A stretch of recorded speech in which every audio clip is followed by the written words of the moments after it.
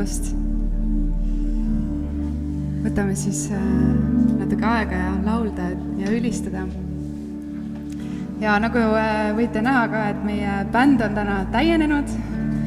Et meil on klaverit täna mängimas Erki Andres ja siis paremal pool on tema poeg. Kuidas sinu nimi on? Joonatan. Nii et 2 lisaliiget.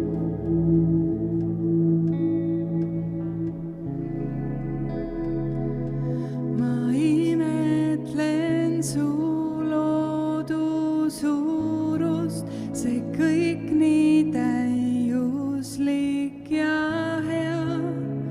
Miks mindki siia panid sa?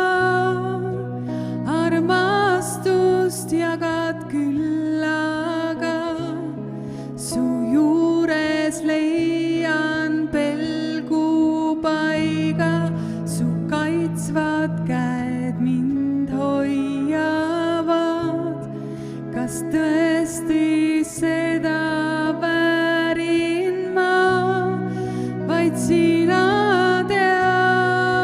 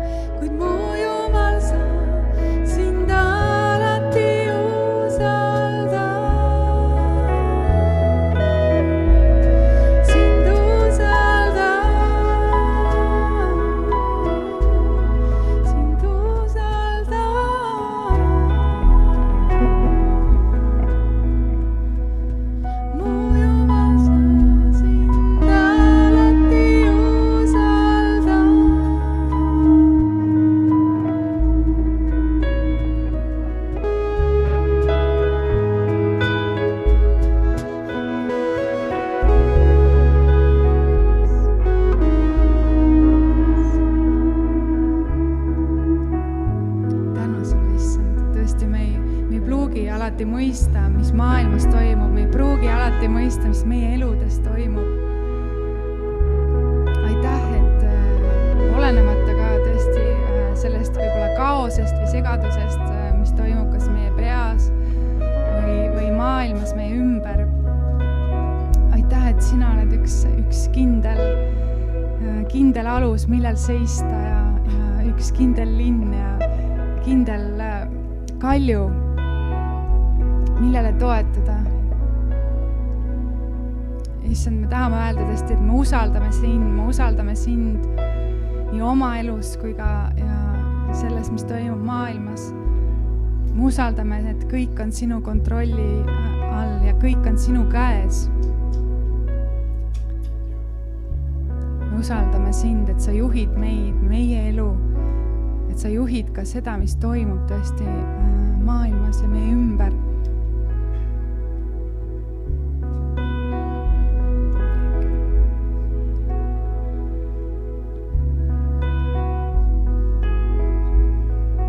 Ja aitäh sulle tõesti, et sa ei lase ka nagu kauem kesta ühelgi asjal või olukorral, kui me suudame taluda, vaid et sa valmistad ka välja pääsu, issand.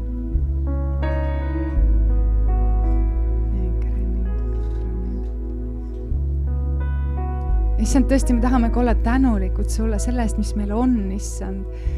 Me tahame tänada sind tõesti selle kas või õhu eest, mida hingata, Jumal, ja aitäh sulle selle päikese paiste eest ja ilusate ilmade eest ja aitäh sulle meie koguduse eest, issand.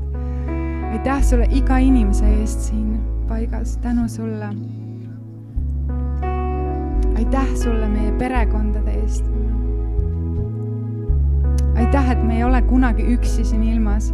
Isegi kui inimlikult ka, kui meil ei ole ühtegi inimest ümber, aitäh, et sina oled ikkagi meiega. Aitäh sulle, issand.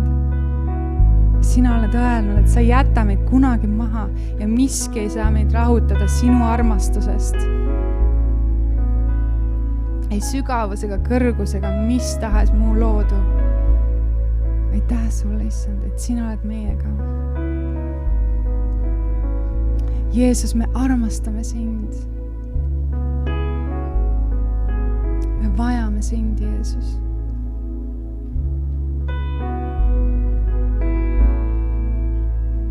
Just täna, just siin, just praegu, kus me oleme.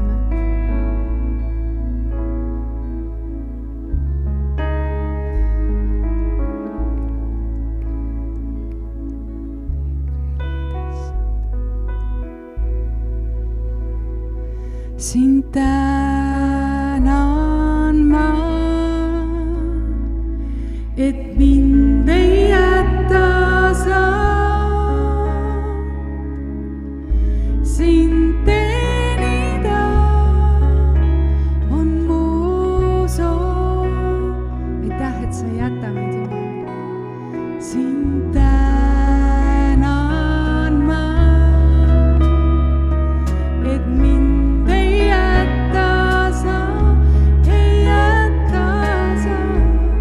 sind teenida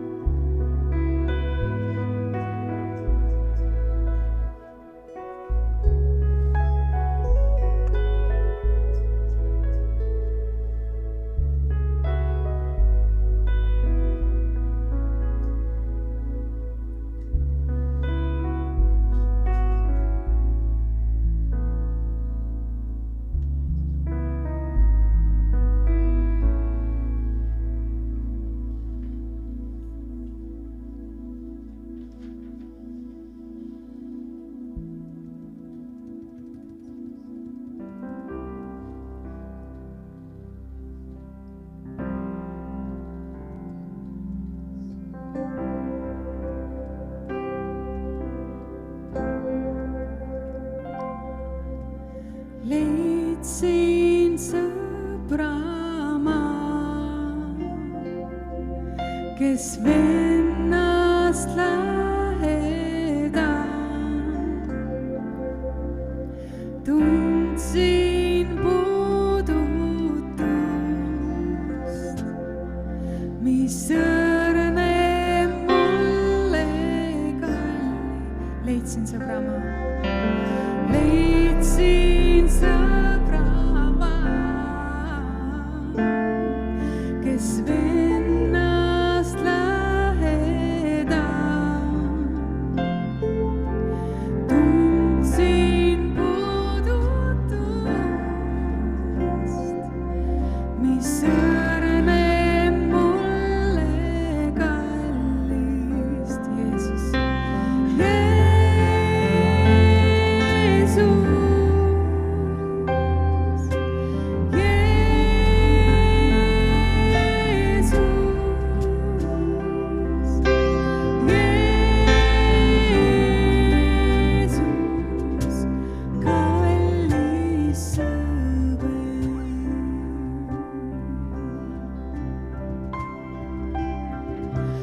lootus on su peal, teist nii ustavat ei tea. Mu süda igatse sind kaotada ei soovi. Jeesus,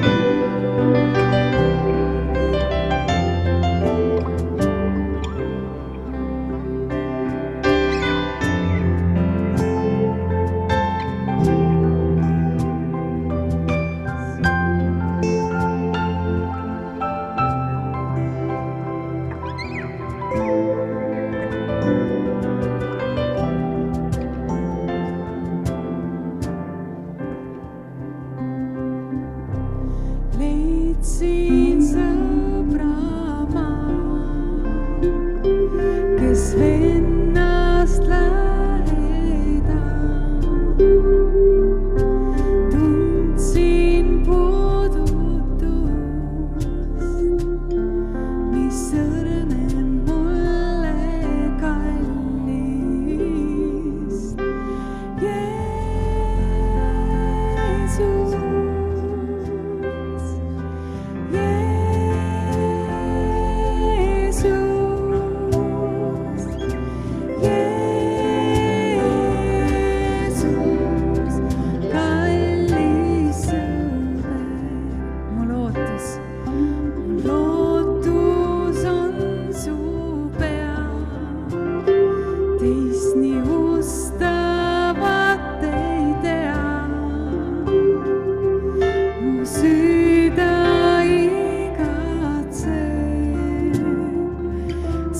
kaotada ei soovi.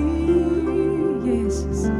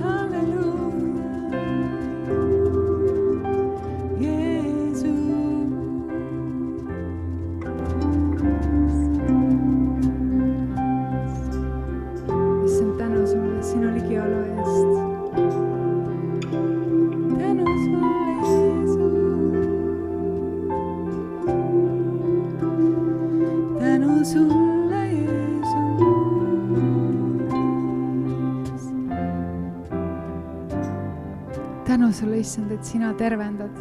Sina oled praegu siin paigas ja sina vabastad. Sina juhid, annad uusi juhiseid. Ja sina lohutad.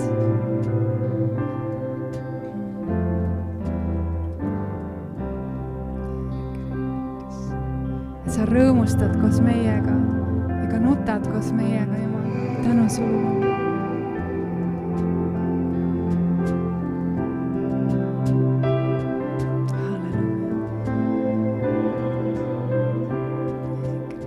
issand, me oleme sinu ees lihtsalt sellistena, nagu me oleme. Aitäh sulle, et me võime, taas kord tänan sind, issand, me võime sinu ette tulla täpselt sellistena, nagu me oleme. Sulle, me ei ole sinu jaoks mingi uudis. Sa ei avastanud täna, et kui, ma ei tea, katkised, lõhki või patused me oleme, me ei pea ennast varjama sinu ees. Me võime tulla täpselt sellistena, nagu me oleme, issand. Ja issand, me paneme tõesti maha ka kõik uhkuse sinu jalge ette, issand. Ja me avame oma südame sinule.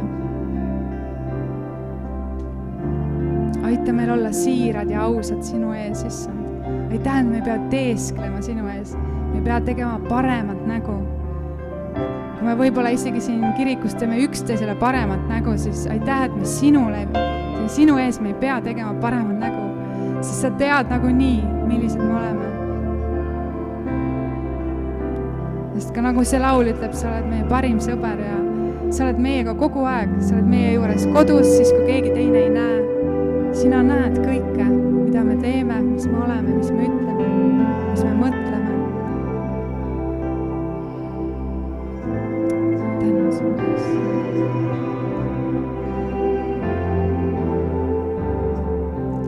Tõesti, palun aita meil maha ka panna kõik uhkus ja tulla sinu ette. Just sellisena, nagu me oleme, siira südamega.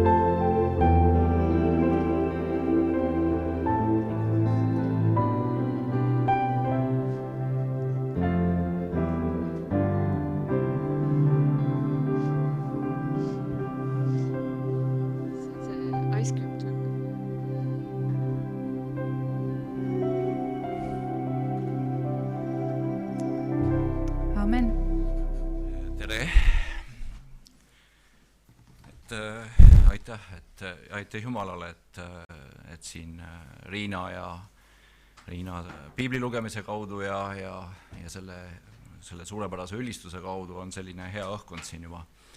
Aga ma ka palvetaks ikkagi alustuseks. Et kallis isa, et mul on jah nüüd selleks tänaseks valmistudes, mul on olnud, peas on olnud palju mõtteid. Ma usun, et osa mõtted on sinul, teised võib-olla on mingid mu oma mõtted. Ja las praegu tõusevad esile need mõtted, mida sina tahad, et jääksid kõlama, mida on meil tänasel päeval vaja. Ja ka, et tõesti ava meie kõigi südamed, et tõesti see, et mida sina tahad täna meile pakkuda, et see saaks juurduda meie südametes ja et kui me siit ära läheksime, me oleksime jällegi mingil moel muudetud inimesed sinule lähemale tulnud, et ka jah, kõik see vaimu vili meist päriselt võiks avalduda. Jeesuse Kristuse nimel, aamen. Et ma alustuseks loeks sellise hästi tuntud kirjakoha, Kolosslastele 3 ja 11.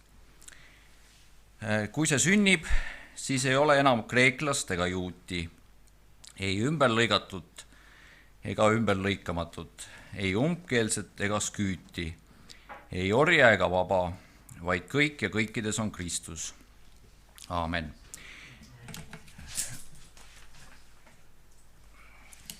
Aga nüüd enne, kui ma edasi lähen, ma võib-olla natuke et paljudega teist ma olen küll aastaid, oleme tuttavad sõbrad, aga kõik võib-olla ei tunne mind kuigi hästi ja võib-olla ka need, kes rohkem tunnevad, võib-olla ei tunne ka mind võib-olla selle kandi pealt, millest ma täna rohkem räägin. Et ma olen kogu elu olnud mõttemänguhuviline. Ja kuigi ma lapsepõlves mängisin hästi kaootiliselt mõttemänge, siis ütleme täiskasvanuks saades, ma ei tea, kas see oli Jumala juhtimine, aga igatahes ma hakkasin mängima ligi 35 aastat tagasi Jaapani mõttemängu nimega Renju.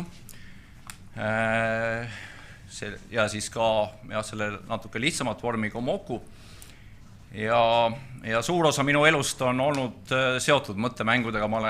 See on mu juba 33. aasta läheb mul mõttemängude õpetajana. Ma olin poolprofessionaalne Renju mängija ise. Ma olen olnud turniiride korraldaja, kohtunik, siis ma olen 16,5 aastat olnud rahvusvahelise Renju föderatsiooni juhatuses. Nüüd küll õnneks 9. aprillist, kui tuleb peaassamblee, et ma olen juba teatanud, et ma ei jätka, et seal valitakse uus inimene. Aga jah, ma olen olnud nende mängudega väga seotud. Ja üsna algusest peale ma sain aru, et kui mina hakkasin Renjut mängima, siis Eestis praktiliselt ei olnud mängijaid. Ja ma sain aru, et kui ma tahan saada paremaks mängijaks, siis ma pean kohtuma teiste riikide mängijatega.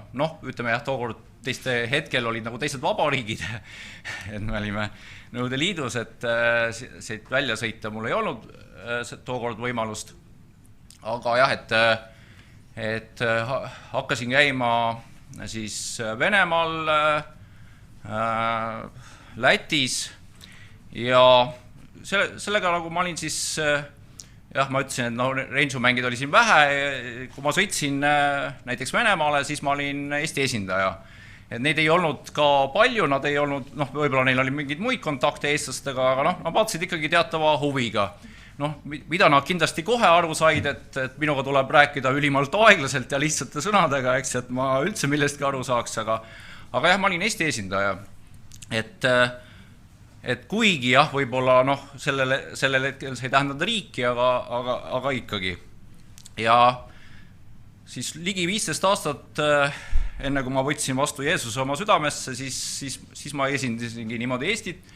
Ja mis seal salata, kahjuks ma ei teinud seda sageli kõige paremal moel. Et ma mäletan, et kui ma siis usule tulin ja ja siis üks Venemaa lastetreener sai teada, et ma enam ei joo, siis see oli tal suur kergendus, silmnähtavalt oli tal suur kergendus, et kui ta kutsus mind palju kordi Arhangelski oblastisse külla, et ta teab, et ta võib mind nii-öelda ohutult lastele näidata, et seal ei ole mingeid probleeme. Ja oli see aeg, kuidas oli, aga jah, et tänu Jumalale mul on sellised rohkelt sidemeid Venemaal, ma olen kohtunud tuhandete inimestega, võib-olla sadadega, ma arvan, vähemalt 100 kindlasti teavad mind ka praegu, kuigi võib-olla see ka rangemängijatega suhtlemine ei ole olnud nii tihe enam. Ja ütleme, et jah, kuigi mul nagu ringi liikudes, ma olen Venemaal konkreetselt, ma olen oma elust veetnud rohkem kui aasta kindlasti, suurem osa neist ongi siis lühemad või pikemad rensuvõistlused, hiljem ka siis missioonireisid, siis jah, inimesed on minusse suhtunud hästi, selles mõttes ma küll ei saa kurta, et või kui ei ole suhtunud, nad ei ole vähemalt seda välja näidanud, et selliseid päris rahvuse teemal konflikte on peaaegu ei ole olnud.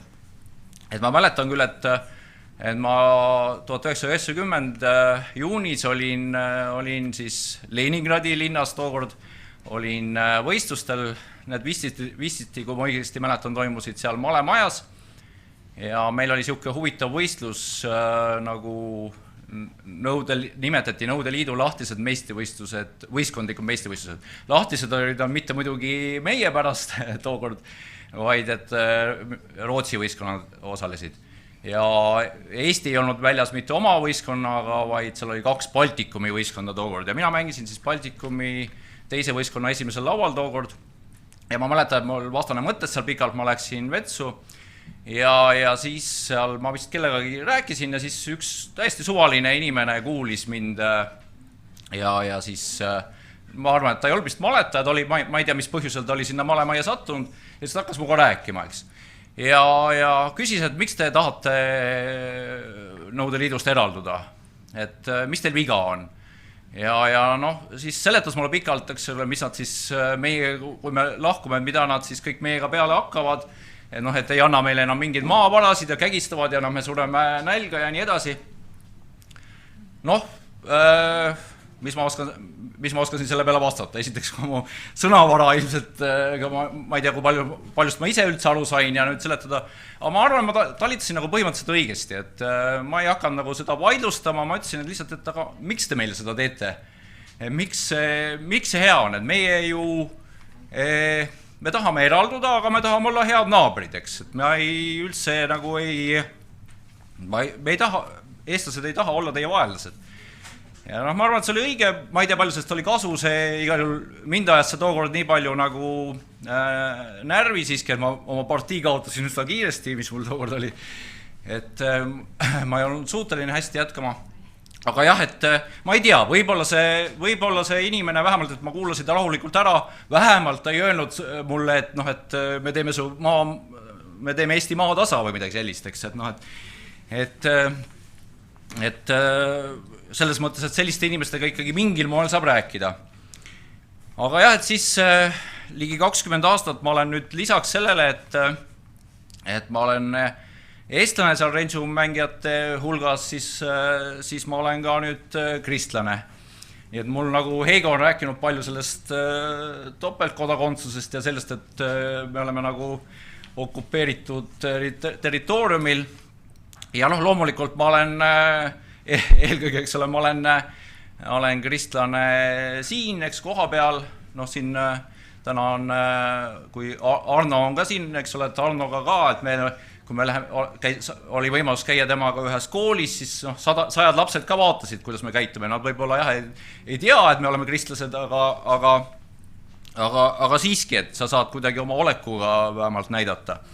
Aga jah, et kahjuks ka kristlasena nende aastate jooksul ma ei ole olnud alati väärikas esindaja, et selle perioodi sisse jääb ka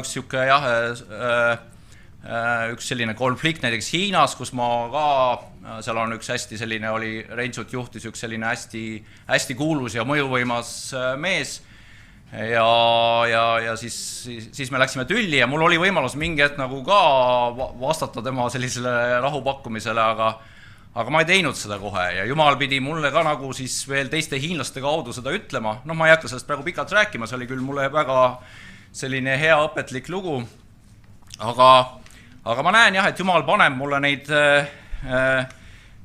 neid asju nagu ette ka praegu, et ta ikka tahab ära kasutada nagu seda, et kust me tuleme, millised kogemused meil on. Ja muidugi ma olen olnud ka Ukrainas, et küll mul on olnud 7 sellist lühemat reisi ja nüüd ka siis võtsin ühendust hiljuti ühe Kostjatini nimelise mehega, ta on 59-aastane, ma olen ka teda aastakümneid tundnud. Ta elas siis Kiievist 500 kilomeetrit Dnipro poole, Žopti-Vodi linnas, aga nüüd ma teadsin, et jah, et ta mingi hetk kolis Kiievisse. Ja tal on, ma olen aastakümneid teda teadnud sellise väga mõnusa huumorimeelega mehena, et ma arvan, et ta isegi võib-olla teeb 12,6% rohkem nalja kui meie pastor Janek. Ja selline, kunagi ta küsis, et Ants, et kas sinu perekonnanimi tähendab midagi eesti keeles?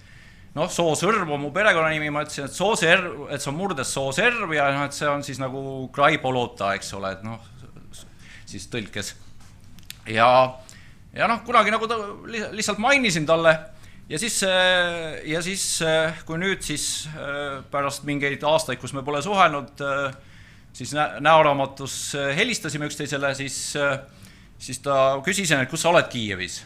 Ja siis ta ütles, et tead, et ma olen, natuke ka talle meeldib tögada minu aktsenti, siis ta ka niisuguse samasuguse natuke eestlasliku aktsendiga vene keeles, et tead, et eesti keeles on selle koha nimi Soosõrv.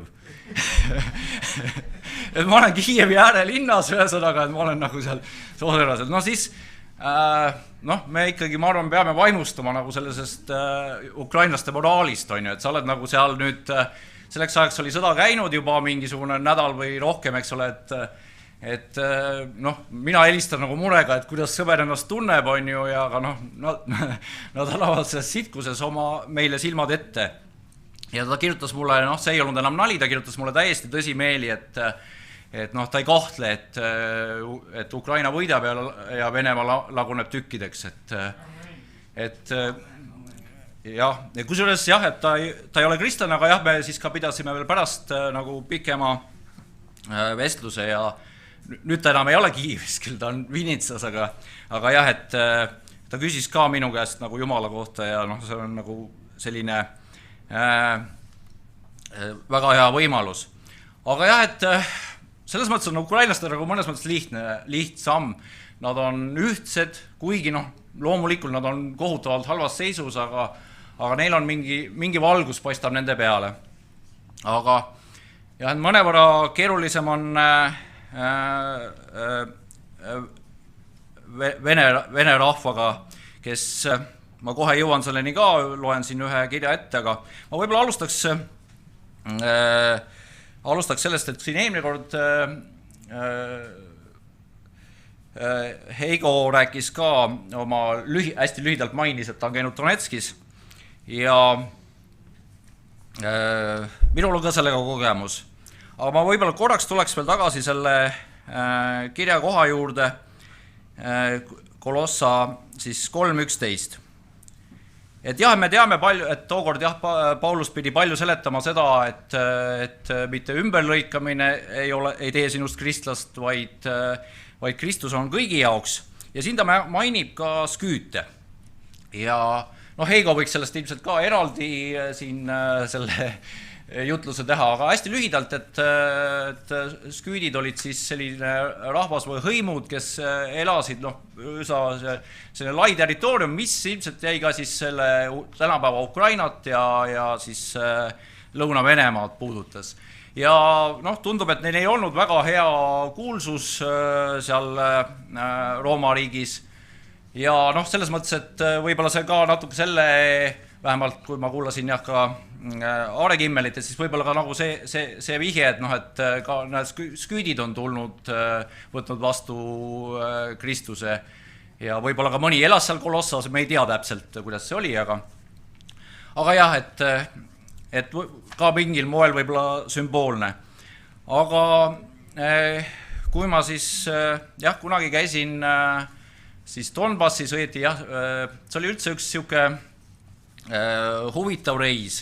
Ma mäletan, et tagasi tulles lennuk, Donetsk-Tallinn lennuk ei suutnud umbes 50 minutit maanduda, et tiirutas ümber Tallinna. Minek oli selline, et see suhtlesime paberkirja teel, eks ole, selle korraldajaga, noh, need tulid ka mingisuguse pika aja. Meil oli aadress, see ei olnud Donetski linnas võistlus, vaid Hartsõsk on üks seal selline tööstuslinn. Ja telefoni tal ei olnud ka kodus isegi, nii et isegi telefoni putkast helistamine ei aidanud. Ja noh, ma ei mäleta, kas lennuk jäi ka juba sinna Donetskisse sõites hiljaks, oli selline sügisene pime aeg, nii et juba esimene mulje oli, et sa saabud kuskil, sa sõidad Donetskist edasi mingisse bussiga mingisuguse tööstuslinna, kus on kohutav pori ja pimedus. Ja siis sa pead seal leidma üles kuskilt Valentin Nikolajevitši ja see oli selline noortevõistlus. Mina olin nagu treenerina kaasas, siis see oli ka aastal 1990, et siis 21-aastane ja siis oli minuga kaasas noor Ando Meride, veel üks noormees ja 2 Eesti neiut. Ja siis me kuidagi ikkagi leidsime selle Valentin Nikolajevitši ja mängisime seal turniiril, noh, ikkagi oli omamoodi tore, seal meid võeti ikkagi sõbralikult vastu. Aga seal jah, oli selline juhtum, et me tulime ühel õhtupoolikul, me tulime oma mängudelt, osa mängijaid, siis ma mäletan, et seal eestlastest oli üks tüdruk veel, siis olid veel mõned tüdrukud, siis mõned kohalikud, kes vist isegi ei olnud rangemängijad, kes aitasid seal turniiri korraldada. Kohtunik oli ja niimoodi, meid oli kuskil võib-olla 15 inimest, võib-olla natuke rohkem ja tuleme mööda tänavat. Ma tean, me pidime minema ka jalgpalli mängima, veel õhtul oli selline mingi sõpruskohtumine ja siis tuli meile vastu mingi gäng ja noh, ma neid nägusid üldiselt ei mäleta muidugi 32 aasta järel, aga üks kuju sööbis mällu. Et noh, ma arvan, et ma ei ole suur, ütleme pehmelt öeldes, ma ei ole suur Stallone'i ja Seagali filmide vaataja, aga ma arvan, et see kuju sobiks sinna nagu mingiks vaenlase kujuks. Et noh, ta oli kindlasti minust pikem, noh, mina ütleksin lihtsalt 2x2 meetrit on ju, selline põlevate silmadega, mingi noh, täiesti, noh, ma ei tea, kas ta selle hetkel oli segi joonud või milline ta muidu oli, ma ei tea. Aga noh, käed olid nagu sellised labidad. Noh, ma arvan küll, et kui ta oli kaevur, et mingeid tööriistu tal ilmselt vaja ei olnud söö kaevandamiseks, et noh, et see käis kõik paari rusika hoobiga tonn jälle kotti ja noh, mina ei saanud situatsioonist üldse aru, kõik hakkas nii kähku toimuma, et seal keegi meiega kaasas olevatest nendest noortest kohalikest vilistas. Ja siis järgnesid sündmused niimoodi, et jah, et ma mäletan, et üks meie noormees löödi seal pikali, kui ta kukkus, siis löödi talle, peksti teda jalaga näkku nii kaua, kuni ta kaotas teadvuse mingi hetk. Siis üks teine sai ka korraliku koosa ja siis noh, kuidas ma ütlen, mina ei ole kakleja tüüp, eks aga noh, ma ei ole kiire otsustusvõimega, ma ka selles mõttes, et kui mina vaatasin, siis oli suurem osa meist olid kõik juba punusid minema nagu jäksasid, eks. Aga noh, minul aeglased juhtmed on võib-olla nii palju, nagu ma ikkagi pigem jään nagu ikkagi paigale vaatan, kus juures jah, nii enne seda kui pärast seda ma olen ausalt öeldes pannud tähele, et esimesena jooksevad minema just kõige suuremad jutupaunikud ja tegelikult võib-olla füüsiliselt tugevad mehed. Aga jah, et ma jäin nagu veel paigale vaatama, mis nüüd toimub, kas me jätame selle, kes on niimoodi lebab maas, jätame ta maha või mis toimub. ja siis, aga vähemalt üks noormees siis kohalik oli jäänud minu kõrvale. Ma arvan, et ta jäi minu pärast sinna ja ütles, et kuidagi ütles, et me ei saa teda aidata, et jookseme minema, Ants. Ja siis mina ikkagi veel kuidagi vaatasin, ma nagu ei suutnud aru saada. Aga siis hakkas see ja siis tuli veel mingi üks sellest vastaskängist veel küsis minu käest, et kas sina vilistasid. Vist näitas veel ka, vaatas, et ma ei saa aru, siis veel näitas kätte. Ma ütlesin, et ei, nii et on ju. Ja nagu esialgu nagu tundus, et mind ei puuduta, aga siis hakkas minu poole kakerdama see nagu suurkuju, on ju. Ja selles mõttes, et tal on rusikas, kui sa näed ikka rusikas tuleb nagu Kuvalda, eks ole. Ja ilmselt ühest niimoodi üles alla matsust piisaks, eks. Et on mingi ütlus, et üks pilt räägib rohkem kui 1000 sõna. Et ma arvan, et see oli nagu see, mis minu sellist otsustuskiirust nüüd muutis ja siis ma lidusin ka minema. Ja siis tuli see jalgpall, ma vaatasin, et sellest nagu vahejuhtumist nagu ei tehta väga välja. Siis varsti tuli kohale see sell, et kes oli seal teadvuse kaotanud. Ma küsisin, et kuidas sinuga on. Et ma vist olin pool tundi olin seal maas, on ju, aga nüüd on kõik korras, nüüd ma hakkan varsti jalgpalli mängima. Ja ühesõnaga ei olnud nagu eriti selline tähelepanuväärne seik nende jaoks. Ma hiljem küsisin ühe kuti käest, kes muide vist oli üks esimene, kes ära jooksis sealt, on ju, et mis sellest sai sellest asjast? Ei, see on mingi et meil siin gängide vaheline, et sorry, et te sinna sisse juhtusite, aga me kogusime oma kutid kokku ja siis andsime neile tappa.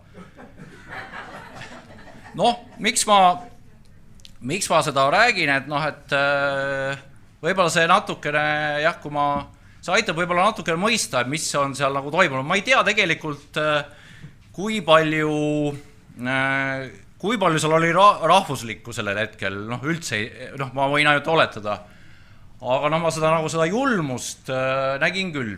Ja see Valentin Nikolajevitš, kelle juurde me tookord sõitsime, tema on nüüd kahjuks üks selline, kelle kaudu nagu ka, ma tean, mõned vene rentsumängijad, kes seda ametlikku asja usuvad, siis kasutavad tema tunnistusi praegu, mida tal on, ta elab seal õieti mitte Hartsõskis, vaid veel üks linn on Sugres, ja kus siis, nagu siis selle Valentin Nikolajevitši naabruses, siis väidetavalt on ukrainlased mitmeid süütud inimesi tapnud.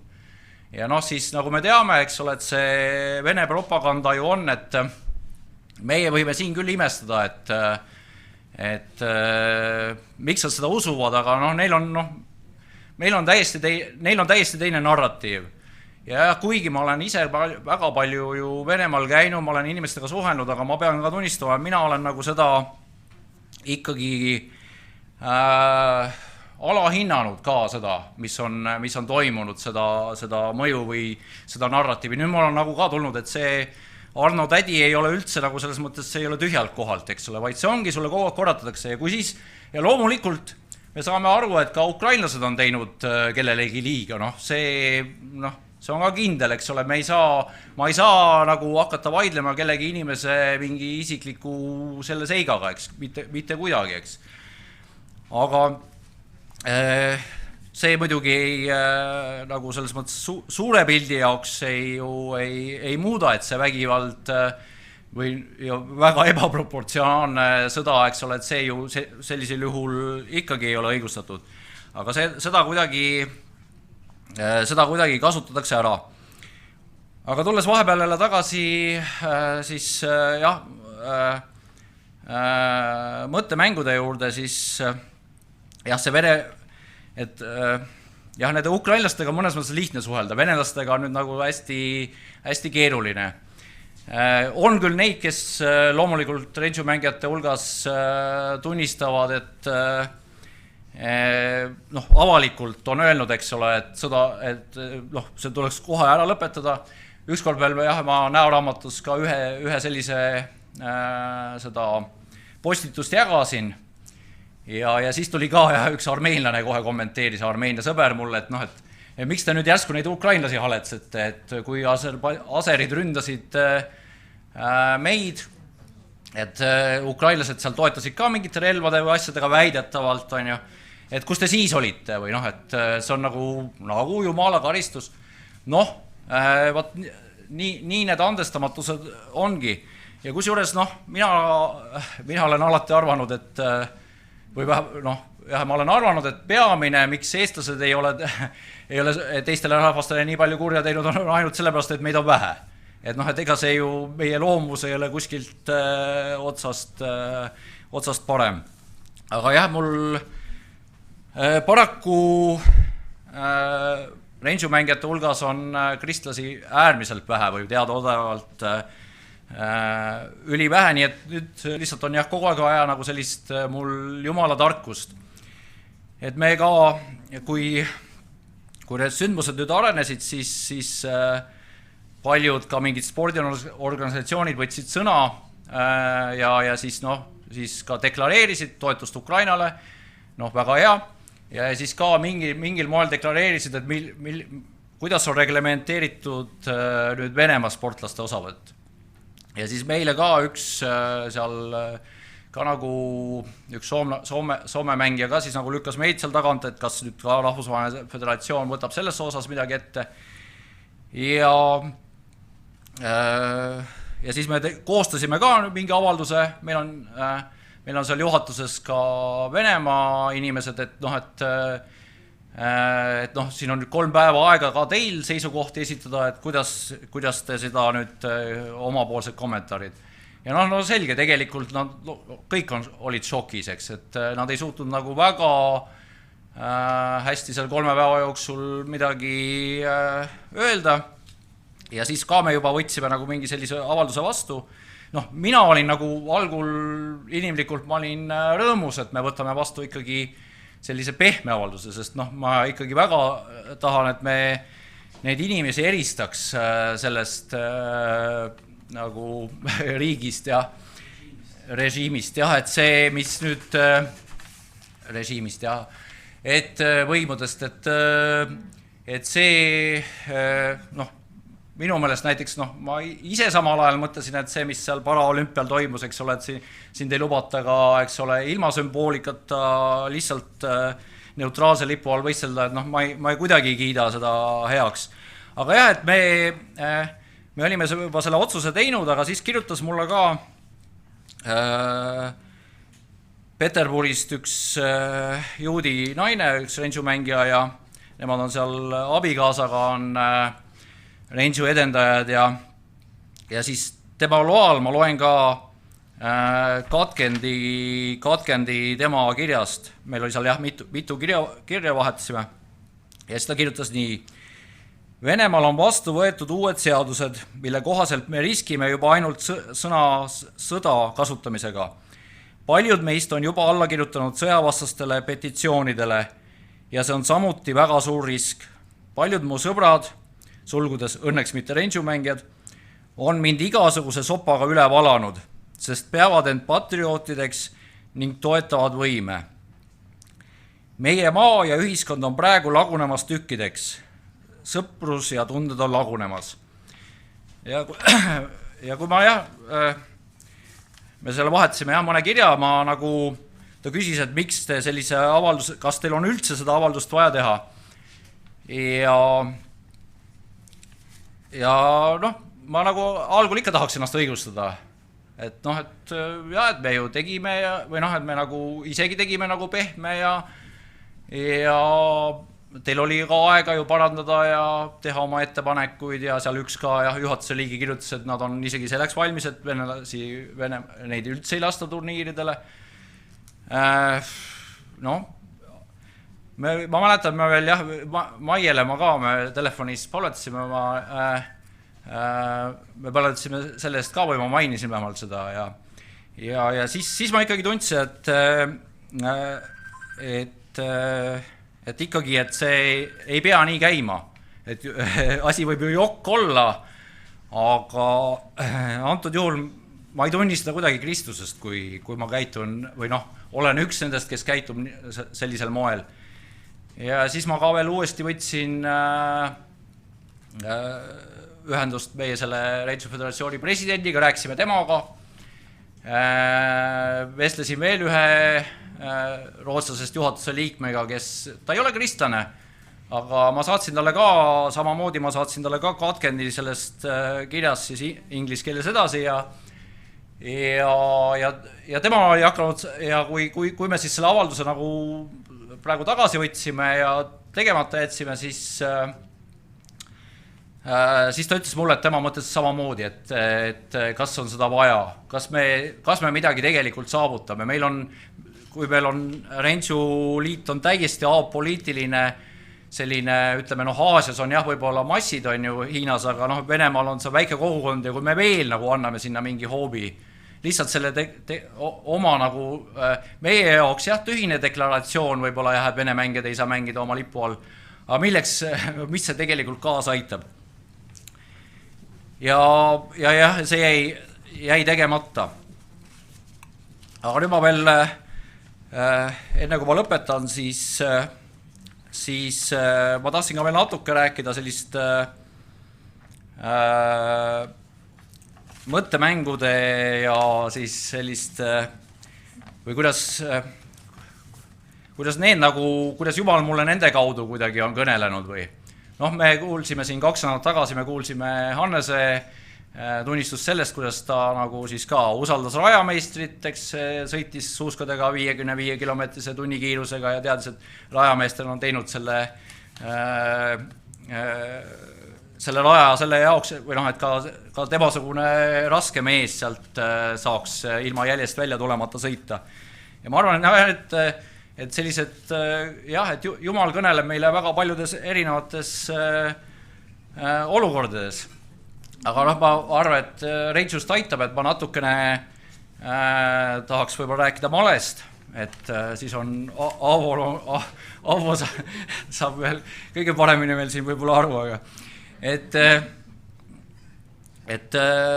jah, et piltlikult öeldes, et kui meil on iga päev võib-olla mitu malepartiid ja kui ma ei olnud kristlane, siis ma arvan, et ma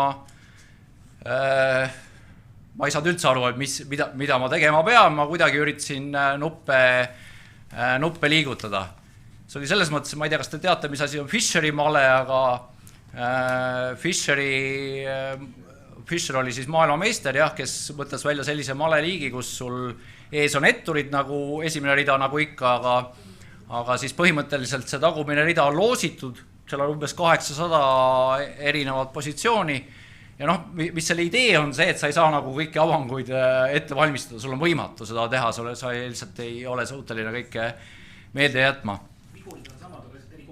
Eri kohtades, seal on veel teatud reeglid, kuidas ikkagi nad tohivad asetseda seal vangerduse ja hea küll, ma ei lähe spetsiifikasse, aga et jah, et see oli nagu, ma ei saanud nagu üldse aru, et see oli minu jaoks nagu iga päev, et ma nagu Fisheri pime male nii-öelda, et sa ei lähe lauda ja siis sa ei tea, kus veel mingi nupp asub ja sa üritad neid liigutada. Et kui on minu jaoks selline maailma inimese elu või vähemalt ma arvan, et ma elasin sellist elu, et mul ei olnud nagu kindlat sihti, ma ei osanud nagu jah, kuidagi liikuda või see oli kuidagi selline sihitu. Kui ma sain kristlaseks, siis ega see ka jah, kõiki nagu asju ei lahendanud, et malendite nägemine võib olla ka üsna selline erinev, et ma võtsin täna, teate, mis see on? Et siin ma võin lasta ringi käia, et see on ka male.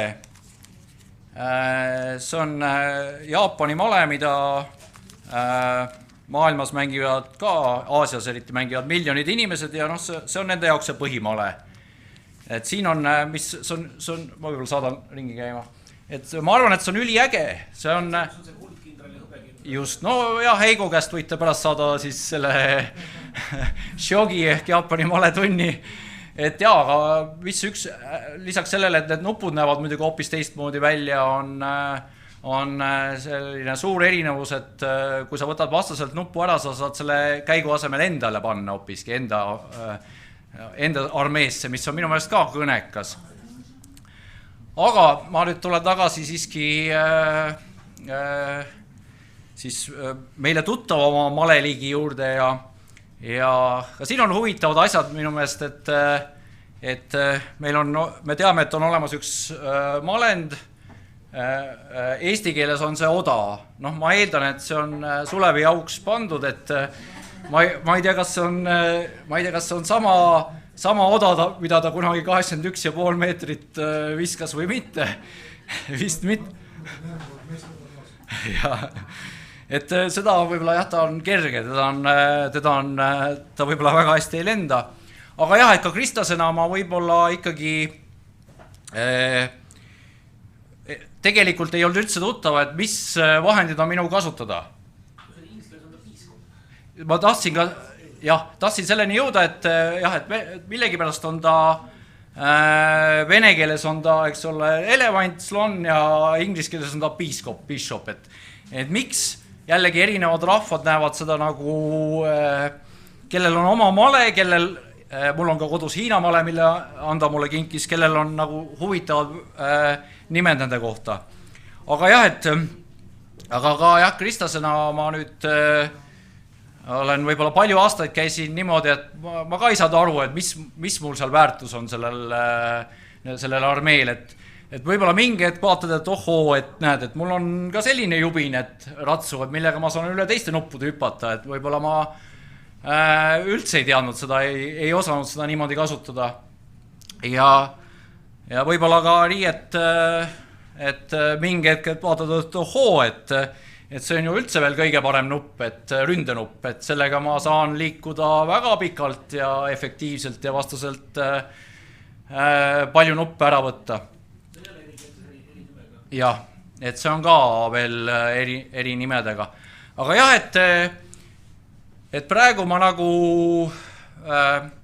näen seda nagu nii, jah, me mängiksime nagu iga päev malepartiisid, kus juures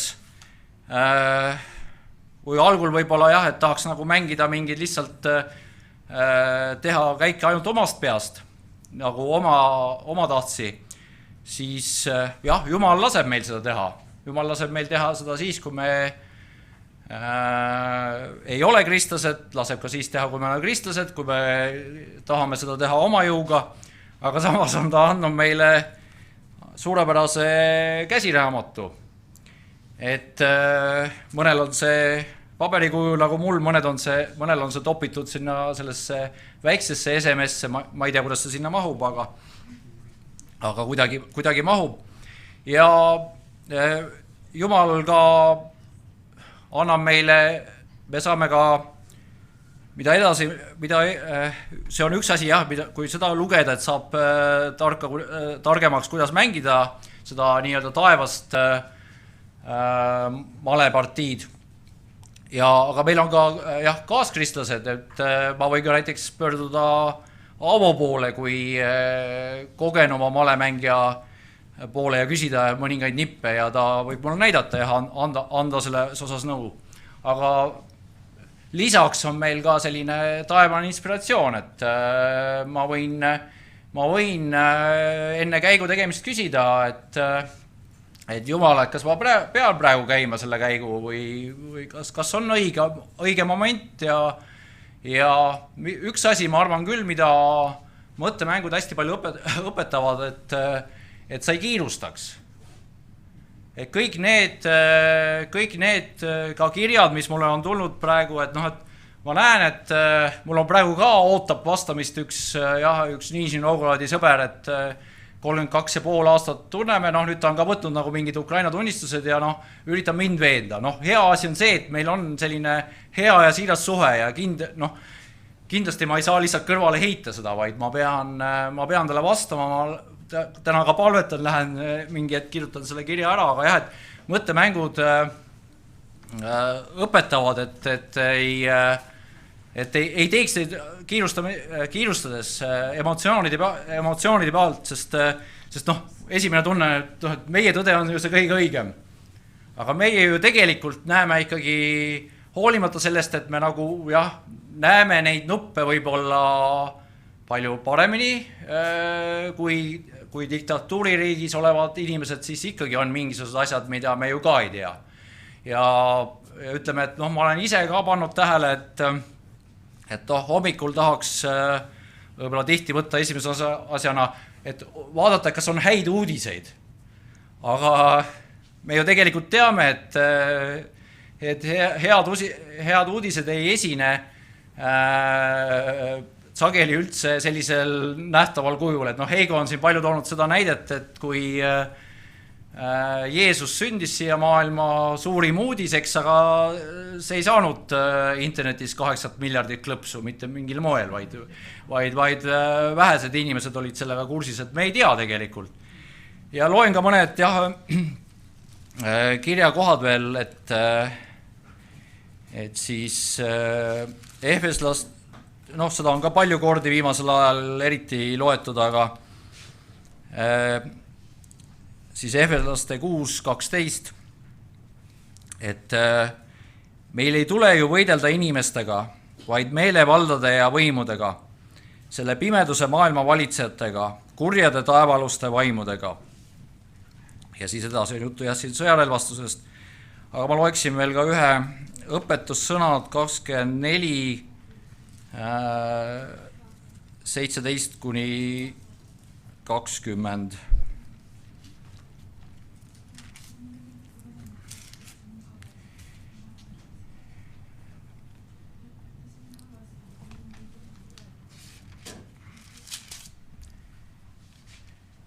Ära tunne rõõmu oma vihamäe langusest ja ärgu hõisaku su süda, kui ta komistab, et see ei oleks paha issanda silmis, kui ta seda näeb, ja et ta ei pööraks oma viha tema pealt. Ära ärritu kurjade pärast, ära kadesta õelaid, sest kurjal ei ole tulevikku, õelate lamp kustub. Et jah, et me peame loomulikult tegema oma osa nagu siin maailmas, seda muidugi, me peame aitama ukrainlasi ja me peame palvetama nii ukrainlaste kui venelaste eest. Aga jah, et meie ikkagi ei saa seda, meie ei näe kunagi tegelikult seda malelauda tervikuna. Meie asi on Jumala malelauda me tervikuna ei näe, meil on ees mingi oma laud, mida me üritame siis kuidagi hallata, aga Jumala malelauda meie ei näe. Meie võib-olla näeme sealt parimal juhul väikest nurka ja siis arvame, et meil on nüüd hirmus tähtis ja suur pilt ees, aga vähemalt enda puhul ma pean ütlema, et see on küll hästi väga piiratud. Aga võib-olla lõpetuseks ka siis veel palvetan. Kallis isa, me tuleme ka sinu ette ja me tahame, et sina meile igal ühele näitaksid meile igal ühele oma neid käike, mida me peame tegema ja milliste nuppudega sammuma. Et sellest suurest pildist meie olekski võimeline keegi seda ilmselt vastu võtma, kui me teaksime mingeid asju ja käituma selle järgi. Me peame usaldama sind, sinu inspiratsiooni, mis sa annad meile ja me lihtsalt palume, et sa väga hoiaksid Eestimaad, meie valitsejaid ja rahvast ja tõesti selles olukorras kuidagi me õpiksime nii ukrainlased seda ühtsust kui ka, mida nii palju Ukraina kohta räägitakse, et seal on toimumas pöördumine sinu poole ja et sa lihtsalt annaksid ka meile selle pöördumise, et me ei tea tegelikult, et ma usun, et sa õpetad meid ukrainlaste kaudu palju rohkem kui võib-olla vastupidi, aga jah, et me õnnistame ka Ukrainat, me õnnistame ka Venemaad, me lihtsalt palume, et sinul ei ole ka rõõmu õelate hukkumisest, vaid sina tahad, et võimalikult palju saaksid nendest päästetud ja tõesti võtaksid vastu Jeesuse Kristuse oma südamesse, et ka nendel võiks olla elu igavikus koos sinuga ja ka jah, aga miks mitte ka siin maa peal. Täname sind Jeesuse Kristuse nimel, aamen. Ja issand, me oleme tõesti praegu üheskoos sinu rahvana, sinu ees. Ja me lihtsalt praegu jätkame seda antud palvet sellega, et tõesti me palume sinu rahu Ukrainale. Me palume sinu... me ei taha võtta ühtegi poolt sisse. Me ei taha öelda, et üks on õige, teine on vale, me kõik oleme ekslikud, me kõik eksime. Aga me palume, isa, et inimesed ei sureks.